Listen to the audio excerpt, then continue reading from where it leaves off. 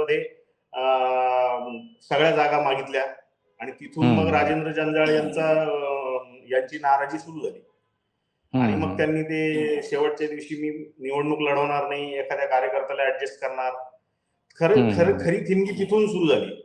आणि मग राजेंद्र जंजाळ हे शेवटच्या बैठकीला गैरहजर राहिले. संजय शिरसाट यांच्या घरी जी शेवटची बैठक झाली त्या बैठकीला ते गेले नाही.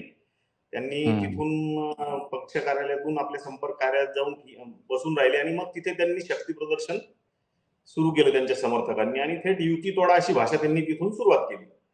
आणि त्याचाच मग भाजपवाल्यांनी पुरेपूर फायदा उचलून घेतला आणि त्यांनी असं सांगितलं की युतीसाठी आम्ही तर तयार होतो, आम्ही अनेकदा तुम्हाला प्रस्ताव दिले आणि तुम्ही प्रत्येक वेळी त्या प्रस्तावामध्ये ही जागा बदला, या प्रभागात हा उमेदवार नको, तो उमेदवार नको असं आरोप करत युती तोडण्याला शिवसेनाच कशी जबाबदार आहे. त्यांच्या जिल्हा प्रमुखाच्या समर्थकांनी किंवा त्याच्या जिल्हा प्रमुखांनी युती तोडा अशी भाषा जी वापरली त्याचा ब्लेम त्यांनी सगळा शिवसेनेच्या लोकांवर टाकला. आणि आता संजय शिरसाट यांना त्यांच्या घरामध्ये 2 तिकीट देणं ते काही अवघड नव्हतं, स्वतः पालकमंत्री आहेत, त्याच्यामुळे त्यांच्या मुलांना तिकीट मिळालं, त्याला कोणी विरोधही केला नाही, ते फिक्सच होतं. त्यांच्या मुलामुळे किंवा ह्याच्यामुळे युती तुटली हे काही त्याच्यातलं कारण नाहीये. मुळात राजेंद्र जंजाळ हे सुरुवातीपासून संजय शिरसाट यांच्याशी त्यांचा वाद गेल्या अनेक महिन्यांपासून, गेल्या 2-4 महिन्यांपासून सुरू आहे. त्याच्यावर पॅचअप एकनाथ शिंदेंनी केलं आणि ते समन्वय समिती नेमून हे सगळी जबाबदारी त्यांच्यावर सोपवली होती.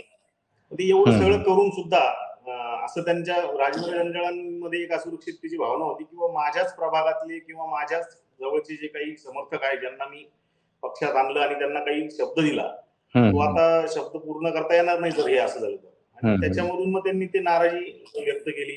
रात्री संजय शिरसाट यांच्या बंगल्यासमोर 1000-2000 समर्थक घेऊन गेले.